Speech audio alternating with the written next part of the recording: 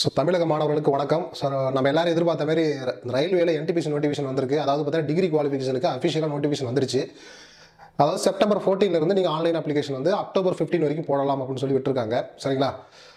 So ஒரு 1 week wait பண்ணுங்க. அதில் உள்ள எல்லா போஸ்ட்டோடைய டீட்டெயில்ஸ் ஃபுல்லாக தெரிஞ்சுக்கிட்டு எந்த போஸ்ட்டை வந்து எப்படி ப்ரிஃபரன்ஸ் கொடுக்கலாம், அந்த போஸ்ட்டோடைய அந்த ஒர்க்கிங் நேச்சர் என்ன, சேலரி என்ன, இது எல்லாமே தெரிஞ்சுக்கிட்டு பொறுமையாக அப்ளை பண்ணுங்க. சரிங்களா? ஸோ இன்னும் ஒரு 1 வீக்கில் வந்து பார்த்தீங்கன்னா +2 லெவலில் ஆர்ஆர்பி என்டிபிசி நோட்டிஃபிகேஷன் வந்துடும். சரிங்களா? ஸோ அதனால் இந்த வாய்ப்பை வந்து தமிழக மாணவர்கள் நல்ல முறையில் பயன்படுத்திக்கிங்க. வேகன்சி கம்மியாக இருக்குது, அதெல்லாம் எதுவுமே எதிர்பார்க்காதீங்க. மேக்ஸ் ரீசனிங் நல்லா ஒர்க் அவுட் பண்ணுங்கள், நல்லா ஷார்ட்கட் மெத்தடில் போடுங்க. கண்டிப்பாக இந்த எக்ஸாமில் நீங்கள் CBT 1 CBT 2 கிளியர் பண்ணி நல்ல சம்பளத்தில் நீங்கள் ஜாபுக்கு போயிடலாம். சரிங்களா? ஸோ இந்த வீடியோவில் நம்ம என்ன பார்க்க போகிறோம் அப்படின்னா, ஆர்ஆர்பி என்டிபிசி 2024 மொத்தம் 5 விதமான கேட்டகரியில் உங்களுக்கு வந்து இந்த வேகன்சி இந்த நோட்டிஃபிகேஷன் விட்டுருக்காங்க. சரிங்களா? Degree level. இந்த டிகிரி லெவலில் வந்து பார்த்தீங்கன்னா உங்களுக்கு 5 and 6 இதை லெவல் அப்படின்னு சொல்லுவாங்க. அந்த லெவலில் தான் உங்களுக்கு என்ன பண்ணுறீங்க நோட்டிஃபிகேஷன் விட்டுருக்காங்க.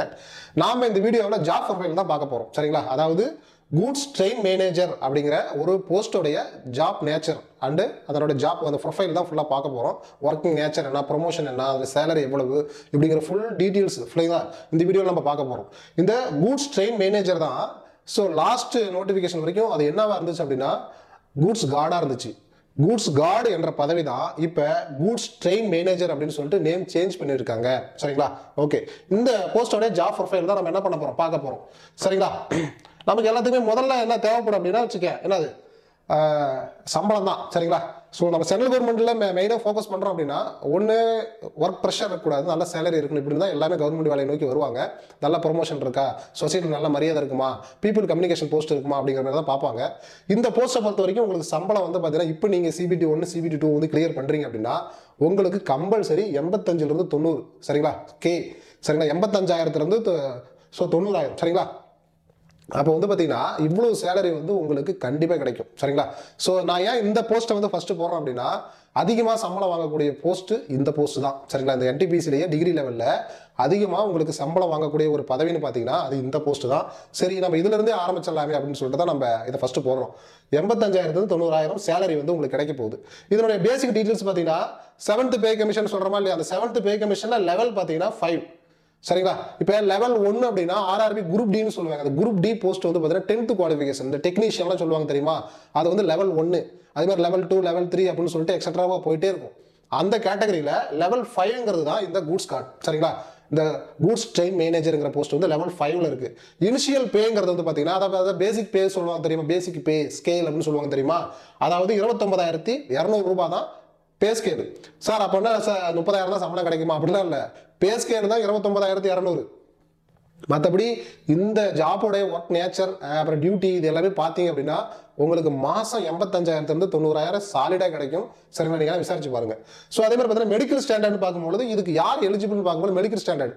ஸோ அது A2 கேட்டகரின்னு சொல்லி கொடுத்துருக்காங்க. மெடிக்கல் ஸ்டாண்டர்டுக்கு நம்ம தனியாக ஒரு வீடியோ போடுறோம். சரிங்களா? ஸோ அதை நீங்கள் ஃபாலோ பண்ணிக்கோங்க.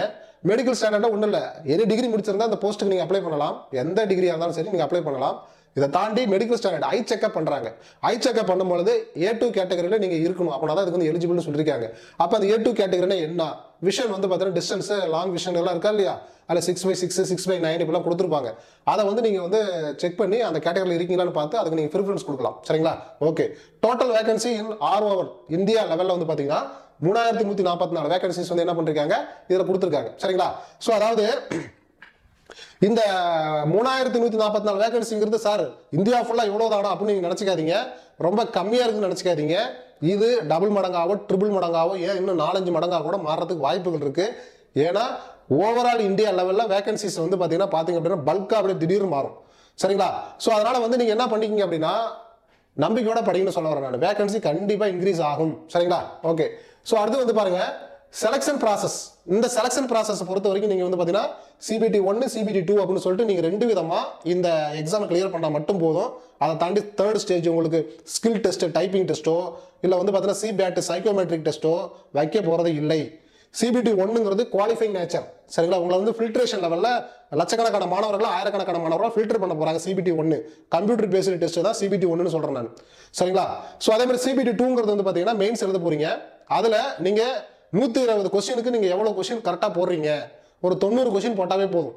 120க்கு 90 கொஸ்டினுக்கு மேலே நீங்கள் சரியாக விடையளித்தீங்கன்னாவே போதும், நீங்கள் கட் ஆஃப் குள்ளார வந்துடுவீங்க மினிமம். சரிங்களா? ஸோ அப்போ வந்து பார்த்தீங்கன்னா தேர்ட் ஸ்டேஜுங்கிறது இது எதுக்குமே இல்லை. சிபிடி 2ல் நீங்கள் எவ்வளோ மார்க் எடுக்கிறீங்க, எவ்வளோ ஹை ரேங்க் எடுக்கிறீங்களோ அந்த அளவுக்கு இந்த போஸ்ட்டை வந்து நீங்கள் வாங்கிடலாம். 85,000 90,000 சம்பளம் கண்டிப்பாக கிடைக்கும். டிகிரி லெவலில் நான் நல்லா சம்பாதிக்கணும், எனக்கு ஒன்றும் பிரச்சனை இல்லை, என் கடனை கட்டணும், புரியுதுங்களா, நான் ஃபேமிலியை நல்லா வந்து பார்த்தீங்கன்னா நல்லா பார்த்துக்கணும், எக்கனாமிக் லெவலில் நல்லா வந்து பார்த்தீங்கன்னா டெவலப் ஆகணும், நான் உழைக்கிறதுக்கு தயார், நான் நைட் டியூட்டி பார்க்கறதுக்கு தயார் அப்படின்னு நீங்கள் இருந்தீங்க அப்படின்னா நீங்கள் தாராளமாக இந்த கூட்ஸ் ட்ரெயின் மேனேஜருங்கிற போஸ்ட்டை, கூட்ஸ் கார்டு அப்படிங்கிற ஒரு போஸ்ட்டை வந்து தாராளமாக நீங்கள் சூஸ் பண்ணலாம். அப்ளை பண்ணும்போது அதுக்கு நீங்கள் வந்து ப்ரிஃபரன்ஸ் கொடுக்கலாம். சரிங்களா? ஓகே, அப்போ 2 ஸ்டேஜ் தான், அதை கொஞ்சம் ஞாபகம் வச்சுக்கிங்க. ஓகேங்களா? ஓகே, ஸோ நெக்ஸ்ட் பாருங்க ஒர்க்கிங் நேச்சர். சரிங்களா? இந்த ஒர்க் நேச்சரை பொறுத்த வரைக்கும் பாருங்க, அதாவது ஒரு ட்ரெயின் இருக்கு அப்படின்னா ஒரு ரயில்வே ஸ்டேஷன் இருக்கு. இந்த ரயில்வே ஸ்டேஷன்ல அந்த ரயில்வே ஸ்டேஷன் ஃபுல்லாக யார் கண்ட்ரோலில் இருக்கும் அப்படின்னா அந்த ரயில்வே ஸ்டேஷனுக்கு ஒரு கேப்டன், அதாவது பார்த்தா கப்பலுக்கு ஒரு கேப்டன் இருக்க மாதிரி அந்த ரயில்வே ஸ்டேஷனுக்குன்னு ஒரு கேப்டன் பார்த்தீங்க அப்படின்னா ஸ்டேஷன் மாஸ்டர், அதாவது பார்த்தீங்கன்னா அசிஸ்டன்ட் ஸ்டேஷன் மாஸ்டர், ஏஎஸ்எம் அப்படிங்கிற ஒரு போஸ்ட் தான் இப்போ எஸ்எம்னு மாற்றி வச்சிருக்காங்க, அதாவது ஸ்டேஷன் மாஸ்டர். அப்போ ஒரு ஸ்டேஷனுக்கு கேப்டன் ஹெட்னு பார்த்தீங்கன்னா ஸ்டேஷன் மாஸ்டராக இருப்பாங்க. அப்போ அந்த ட்ரெயின் வந்து எத்தனை மணிக்கு உள்ளார வரணும், எத்தனை மணிக்கு இங்கிருந்து கிளம்பணும், சரிங்களா இல்லையா, எவ்வளோ டைம் கொடுக்கணும் கொடுக்கக்கூடாது அப்படிங்கிற A to Z full control. அந்த ஸ்டேஷனுக்குள்ளார ஒரு ட்ரெயின் வந்துருதுன்னா ஃபுல்லாகவே அந்த ட்ரெயின் வந்து ஸ்டேஷன் மாஸ்டர் கண்ட்ரோலில் தான் இருக்கணும். அப்படி தான் இருப்பாங்க. ஒரு கெத்தான மூமெண்ட்டில் அந்த ஸ்டேஷன் மாஸ்டர் போஸ்ட் இருக்கும். அந்த போஸ்ட் வந்து ட்ரெயின் ஸ்டேஷனுக்குள்ளார இருந்தால் ட்ரெயின் வந்து ஸ்டேஷன் மாஸ்டர் கண்ட்ரோலில் இருக்கும். ஸ்டேஷனை விட்டு, இந்த ரயில்வே ஸ்டேஷனை விட்டு ட்ரெயின் வெளியே மூவ் ஆயிடுச்சுன்னா அது யாருடைய கண்ட்ரோல் இருக்கும் அப்படின்னா நம்மளுடைய கூட்ஸ் ட்ரெயின் மேனேஜர் கண்ட்ரோலில் தான் இருக்கும். 2 ரயில்வே ஸ்டேஷனுக்கு இடையே ட்ரெயின் வந்து டிராவல் பண்ணுதா இல்லையா?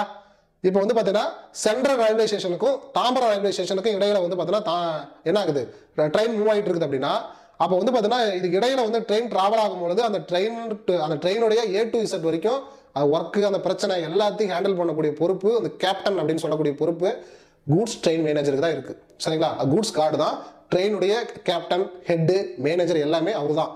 எப்போ ரன்னிங்கில் இருக்கும் பொழுது, 2 ஸ்டேஷனுக்கு இடையே ரன்னிங்கில் இருக்கும் பொழுது அவர் தான் தலைவர் அப்படின்னு சொல்லி புரிஞ்சுக்கிங்க. அதே மாதிரி வந்து பார்த்தீங்கன்னா நைட் டியூட்டி பார்க்கறதுக்கு நீங்கள் தயாராக இருக்கணும் இந்த போஸ்ட்டை பொறுத்தவரை. ஏன்னா 85,000 90,000 சம்பளம் கொடுக்குறாங்க, நைட் டியூட்டி பார்க்கணும். சரிங்களா? கண்டிப்பாக ஷிஃப்ட் கணக்கில் மாற்றி தான் உங்களுக்கு போடுவாங்க. மேக்ஸிமம் நைட் டியூட்டி இருக்கும். அதே மாதிரி 72 ஹவர்ஸ் அவுட் சைடு ஒர்க் அப்படின்னு சொல்கிறாங்க. இந்த போஸ்டோடைய நேச்சரே என்ன அப்படின்னா RRBலே வந்து ஜிஓ பாஸ் பண்ணி வச்சிருக்காங்க. அதாவது இப்போ வந்து பார்த்தீங்கன்னா நீங்கள் வந்து CBT 1 CBT 2 கிளியர் பண்ணுறீங்க, சென்னை சென்ட்ரல் ரயில்வே ஸ்டேஷனில் நீங்கள் வந்து பார்த்தீங்கன்னா கூட்ஸ் ட்ரெயின் மேனேஜராக நீங்கள் போஸ்டிங் வாங்குறீங்க அப்படின்னா உங்களுக்கு அங்கேயே தான் நீங்கள் வேலைங்களை இருப்பீங்க அப்படின்லாம் இல்லை. சரிங்களா இல்லையா? அதாவது ஆஃபீஸ் ஒர்க்கு அந்த ஸ்டேஷனில் மட்டும் தான் நம்ம ஒர்க்கு நினச்சிக்காதீங்க. நீங்கள் அங்கே தான் வந்து பார்த்தீங்கன்னா ஒர்க் பண்ணுற பேர் ஜாயின் பண்ணுவீங்க. ஆனால் வாரத்துக்கு ஒரு நாள் தான் நீங்கள் அங்கே வர மாதிரி இருக்கும். மீதி எல்லா நாளுமே நீங்கள் அவுட் சைடில் தான் இருக்கிற மாதிரி இருக்கும். அதாவது பார்த்தீங்கன்னா 72 ஹவர்ஸ் ஒரு கிட்டத்தட்ட ஒரு 3 நாள் வந்து பார்த்தீங்கன்னா நீங்கள் வெளியில் ஒர்க் பண்ணியே ஆகணும். ஒரு வாரத்துக்கு 3 நாள் நீங்கள் வெளியில் ஒர்க் பண்ணணும்.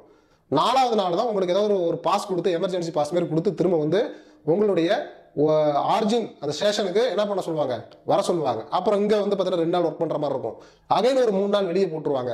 இந்த மாதிரி ட்ரெயின்லேயே நீங்கள் ட்ராவல் பண்ணுற மாதிரி இருக்கும். மேக்ஸிமம் அவுட் சைடில் தான் இருக்கிற மாதிரி இருக்கும். மேக்ஸிமம் நைட் டியூட்டி தான் பார்க்குற மாதிரி இருக்கும். ஸோ அந்த மாதிரி ஒரு மனநிலைமையில் நீங்கள் இருக்கீங்க, எனக்கு சம்பளம் தான் முக்கியம், ஒன்றும் பிரச்சனை இல்லை, நான் எப்படியாவது ஃபேமிலி ஒரு பக்கம் மேனேஜ் பண்ணிப்பேன், ஒன்றும் பிரச்சனை இல்லை, அப்போ வந்து பார்த்தீங்கன்னா நான் எக்கனாமிக் பேஸில் டெவலப் ஆகணும் அப்படின்னா நீங்கள் தாராளமாக இந்த போஸ்ட்டை எடுத்துக்குங்கன்னு சொல்ல வரேன் நான். சரிங்களா? ஸோ அப்போ வந்து பார்த்தீங்கன்னா any time roaming and travel தான். எப்பயுமே நீங்கள் ட்ராவலில் தான் இருப்பீங்க, அவுட் சைடில் தான் இருப்பீங்க. முக்கியமாக நீங்கள் ஒரு ஸ்டேஷனில் நீங்கள் வேலை வாங்கினா கூட, ஒரு ரயில்வே ஸ்டேஷனில் வேலை வாங்கினா கூட அந்த ரயில்வே ஸ்டேஷன்லேருந்து வெளியில் 72 மணி நேரம் நீங்கள் வேலை பார்த்தே ஆகணும். சரிங்களா? அதனால் வந்து நம்ம ஸ்டேஷனில் தான் வேலை பார்ப்போம்னு நினச்சிக்காதீங்க இந்த போஸ்ட் அப்படி. சரிங்களா?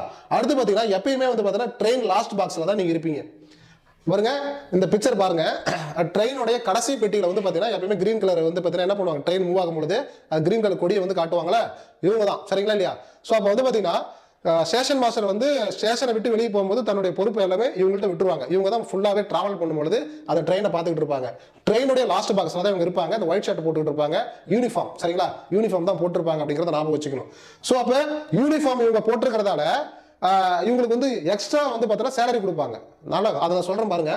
Train smooth and correct running, அதாவது பார்த்தீங்கன்னா ட்ரெயின் ஸ்மூத்தாக போகுதா, சரியாக ரன் ஆகுதா, இல்லை ஏதாவது பிரேக்கு ஏதாவது இது பண்ணாமல் இருக்கா, சரியாக பிரேக் பிடிக்காமல் இருக்கா, இப்படிங்கிறத எல்லா விஷயமும் A to Z விஷயமே கூட்ஸ் ட்ரெயின் மேனேஜர் தான் அதை கண்ட்ரோல் பண்ணணும். ஏதாவது பிரச்சனை, இப்போ திடீர்னு ட்ரெயின் போயிட்டு இருக்கு, பிரேக் சரியாக பிடிக்கல, இல்லை வந்து பார்த்தீங்கன்னா ரொம்ப ஒரு மாதிரியாக இருக்குது, ரொம்ப ரஃபாக இருக்குது அப்படின்னா, நின்றுடுச்சு அப்படின்னா இறங்கி வந்து அந்த பிரேக்கை சரி பண்ணணும். யாரை வச்சு மேனேஜ் பண்ணி சரி பண்ணணுமோ பண்ணி முழு பொறுப்பு அவர் தான். சரிங்களா இல்லையா? அதான் ட்ரெயின் ஸ்மூத்தாக போதா, கரெக்டாக ரன்னிங் ஆகுதான்னு பார்த்துக்கணும். ட்ரெயின் டாக்குமெண்ட் மேனேஜ் பண்ணிக்கணும். அந்த ட்ரெயினில் மொத்தம் எத்தனை பெட்டிகள் இருக்குது, எத்தனை இருக்கைகள் இருக்குது, அதில் என்னென்ன கூட்ஸ் ட்ரெயின்னா என்னென்ன பொருட்கள் போகுது, என்னென்ன பொருட்கள் வந்து பார்த்தீங்கன்னா எந்தெந்த ஏரியாவுக்கு போகுதுங்கிற எல்லா டீட்டெயில்ஸுமே கூட்ஸ் ட்ரெயின் மேனேஜர்கிட்ட தான் இருக்கும்.